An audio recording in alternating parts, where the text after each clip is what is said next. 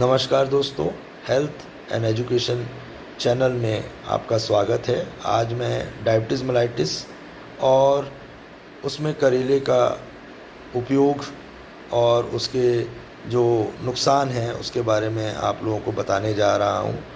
तो सबसे पहले मैं आप लोगों को बताना चाहता हूँ कि डायबिटीज़ मेलाइटिस होता क्या है। डायबिटीज़ मेलाइटिस वो कंडीशन है जिसमें हमारे ब्लड में शुगर की मात्रा अधिक हो जाती है, तो वो डायबिटीज़ मेलाइटिस कहलाता है।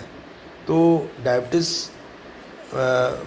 मेलाइटिस जो है यूजुअली हमारे जो यकृत यानी कि पेनक्रियास है उसमें एक इंसुलिन जो है वो सिक्रीट होता है, और इंसुलिन का काम जो है हमारे ब्लड में जो ग्लूकोज़ है उसको नियंत्रित करता है। पर कई बार ऐसा रहता है कि इंसुलिन पर्याप्त मात्रा में नहीं होता या इंसुलिन नहीं होता, उस कंडीशन में डायबिटीज़ मेलाइटिस होता है।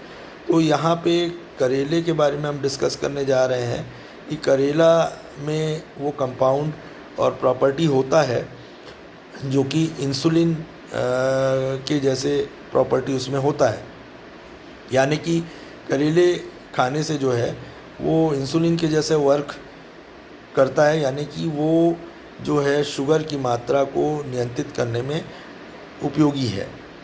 तो करेला जो है वो हमारे सेल्स में जो शुगर है उसके इनटेक में सहायता करता है, जिससे कि जो ब्लड में शुगर का जो मात्रा है वो कम हो जाता है, क्योंकि शुगर की जो खपत है वो सेल्स में हो जाती है। अनदर जो करेले का जो उपयोग है वो जो यकृत है यानी कि पेनक्रियास है उसको वो बूस्टअप करता है। बूस्टअप करने का मतलब है वो उसको जो है इनकरेज करता है, उसमें जो है इंसुलिन की जो इंसुलिन हार्मोन है उसको वो सिक्रीट करने में, उसके सिक्रीशंस करने में उसको बूस्टअप करता है, और इससे जो है इंसुलिन की मात्रा सिक्रीट होती है, और उससे भी जो है ब्लड शुगर जो है वो कंट्रोल होने में हेल्प मिलता है, सहायता मिलता है। अनदर जो करेले का जो फ़ायदेमंद उपयोग ये है कि करेला जो है एंटीऑक्सीडेंट होता है, यानी कि शुगर से रिलेटेड जो सेल्स में जो डैमेज होता है उसको वो मिनिमाइज़ करता है, कम करता है।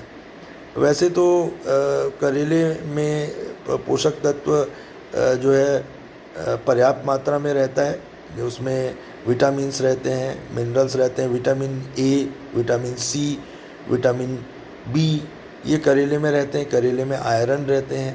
करेले में जो है अनदर चीज़ है जिंक, कैल्शियम और पोटेशियम, ये सारी चीज़ें करेले में रहते हैं।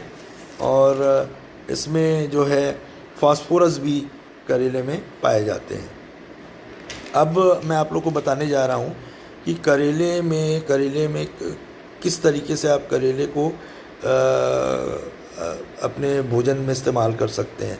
मोस्ट जो पॉपुलर तरीका है, लोग करेले का फ्रेश जूस बनाते हैं, ताज़ा जूस, और उसको खाली पेट में सुबह जो है वो उसको खाली पेट में पीते हैं, जो कि 30 से 50 ml तक रहता है, और वो फिजिशियंस के से सलाह लेने के बाद ही वो ऐसा करते हैं।